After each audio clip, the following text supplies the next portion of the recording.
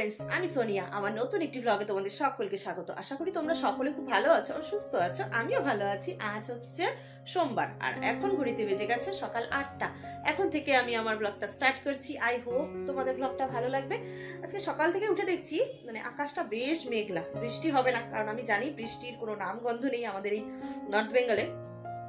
বিশেষ করে জলপাইগুড়িতে তো কোনো বৃষ্টিই হচ্ছে না। কি করা যাবে, আর এত ধুলো, সর্দি কমছে আবার সর্দি লাগছে, এই চলছে আমাদের সাথে।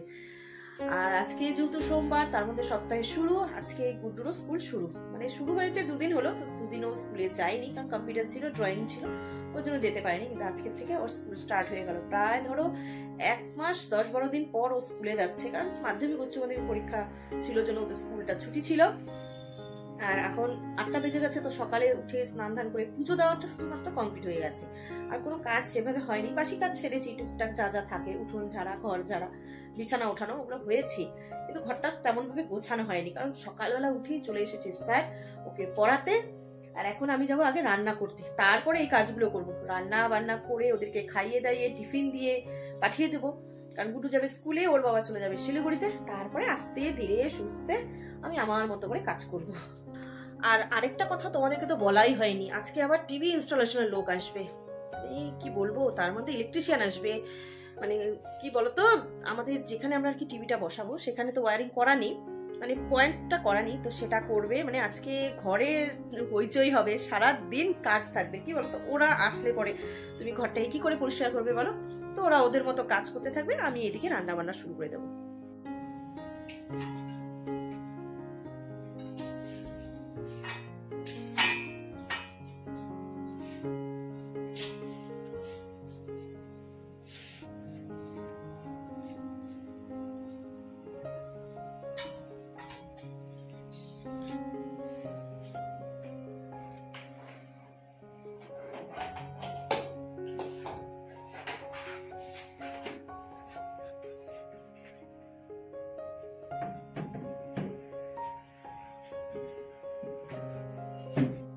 তো ফাইনালি আমাদের টিভি ইনস্টলেশন কিন্তু হয়ে গেছে।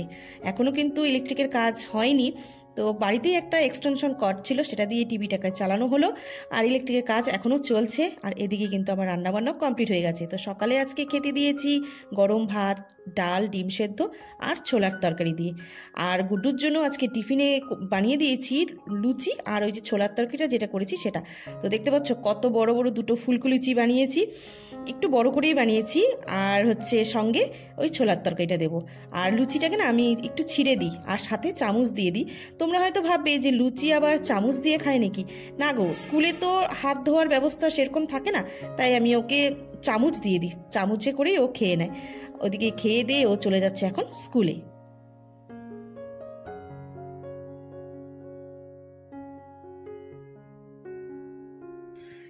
আমার রান্না বান্না কিন্তু কমপ্লিট হয়ে গেছে। রান্নাঘর পরিষ্কার হয়নি, শুধুমাত্র গ্যাস ওভেন ছাড়া, গ্যাস ওভেনটা খালি মুছিয়ে রেখেছি। আর গুড্ডু চলে গেছে স্কুলে, দেখতেই পেলে। তো আজকে রান্না হয়েছে কি কি সেটা দেখো একবার।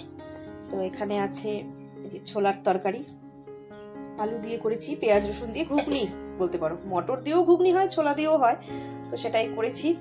ভীষণ ঝাল হয়েছে খেতে। এটা হচ্ছে এঁচোড়ের তরকারি, গাছপাঠা, তো এটা দিয়েছে আমার বড় যা। এখানে আছে চিংড়ি মাছের রসা, খুব বড় একটা চিংড়ি মাছ না, আবার ছোট চিংড়িও না, আবার গলদা চিংড়িও না, বুঝতে পারলে? তাহলে বুঝতেই পারছো কতটুকু সাইজ। আর এখানে আছে মুসুর ডাল, এখানেও আছে ওই মাছের রসাটা যেটা করেছি ওটা। আর এখানে আছে আমার জন্য অল্পটুকু আছে, বেশি নেই, আলু পেঁপে সেদ্ধ। আর আজকে বাজার এনেছে, মাছ বাজার এনেছে। এখানে আছে কাতল মাছ, এটা ধোয়া হয়ে গেছে, এটাও ধোয়া হয়ে গেছে, এটা হচ্ছে পাবদা মাছ। আর আপাতত এখানে আমি এই টি টেবিলটিকেই রেখেছি, কারণ এখানে একটা ক্যাবিনেট হবে। তো দেখো, বলতে বলতেই তো সব কিছু জিনিস হয়ে যায় না, তাই না? একটু টাইম লাগবে, কিন্তু হবে। তো এভাবেই রেখেছি। আর এখানে কিন্তু কেবল লাইনটাও লাগিয়ে দেওয়া হয়েছে, কারণ এটা আগেরটা শুধুমাত্র এমনি বক্স ছিল, তো এটা হচ্ছে এইচডি বক্স লাগানো হলো, কারণ এটা স্মার্ট টিভি, তোমরা জানো, তবু আমি বলে দিলাম। স্নান হয়ে গেছে আমার অনেকক্ষণ হয়েছে, প্রায় আধা ঘন্টা হয়ে গেল, কিন্তু এখন ঘড়িতে বেজে গেছে 3:45, কিন্তু কারো আসার নাম নেই। গুড্ডুর তো আসতে অনেকটা লেট হবে, এখন তো আসবেই না, কিছুতেই না, কারণ স্কুল ছুটি হতে হতে প্রায় 4:30, 4:45 হয়ে যাবে। এখন আমাদের ক্লাস 8, অনেকটা পিরিয়ড হবে। আর ওর বাবা কিন্তু চলে এসেছে শিলিগুড়ি থেকে, হয়তো একটু পরেই চলে আসবে। তো ভাবছি কি করব, লাঞ্চ করব কি করব না, আমি না দোটানায় পড়ে গেছি। তো ভাবছি একবার ভাবছি করব, একবার ভাবছি করব না। আর এদিকে না ঘরের সব জানলাগুলো আটকে দিয়েছি, বাইরে হচ্ছে হাওয়া, এই খটখটে হাওয়া না ভালো লাগে না, ভীষণ বিরক্ত লাগে। আর ধুলো উঠছে, আর বাড়ির সামনে পাতা পড়ে শেষ। কালকে এগুলো ঝাড় দিতে আমার 12 বেজে যাবে, মানে কোমরের 12 বেজে যাবে। তো ভাবছি না, লাঞ্চটা করিনি, ওরা কখন আসবে আসবে, আর গুড্ডু আসলে আমি তো ওকে খাইয়েই দেবো। আর আজকে নতুন টিভি লাগানোর পর গুড্ডু স্কুল থেকে এসে যেখানে বসে পড়েছে, আর এখানে বসেই কিন্তু ওকে ভাত খাইয়ে দিয়েছি আমি। অবশ্য আমি নিজেও দেখছি, একা না। তো এখানে চলছে একটা সাউথ ইন্ডিয়ান মুভি। তো সন্ধ্যা লেগে গেছে, আমাকে সন্ধ্যা দেওয়াও হয়ে গেছে। তো একটু পরেই মুভিটা শেষ হয়ে যাবে, তারপরে সন্ধ্যার টিফিন দেবো, তারপরে গুড্ডু বসবে পড়তে। মানে এই ঘরটাকে না, মানে গুড্ডুর পড়ার ঘরটাকে আমরা এখন ড্রয়িং রুম করে নিয়েছি। গুড্ডুকে কি খেতে দিয়েছি দেখবে? এখানে আছে মুড়ি চানাচুর। চা খাবে না, আমারও ইচ্ছে করছে না একা একা চা খেতে, তো বসে পড়েছে পড়তে। আর এখন ঘড়িতে বেজে গেছে 7:10। তো পড়তে থাকুক, আমার রান্নাঘরে টুকটাক কাজ আছে। কাজ বলতে ভাতের চালটাকে ভেজানো বাকি আছে, রান্না করতে হবে না, রান্না করাই আছে। কি বলতো, ভাতের চালটা যদি ভিজিয়ে রাখি না, ভাতটা বেশ ভালো হয়, তাই ভাতের চালটা ভিজিয়ে রাখি। আর পড়ি 1-1.5 ঘন্টা পর, অবশ্য অনেক সময় 20 মিনিট ভিজিয়ে রাখলেও ভিজে যায়।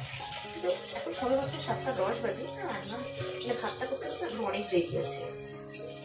ভিজিয়ে রাখি, সব কাজ এগিয়ে রাখি, টিভি দেখতে পারবো বলে।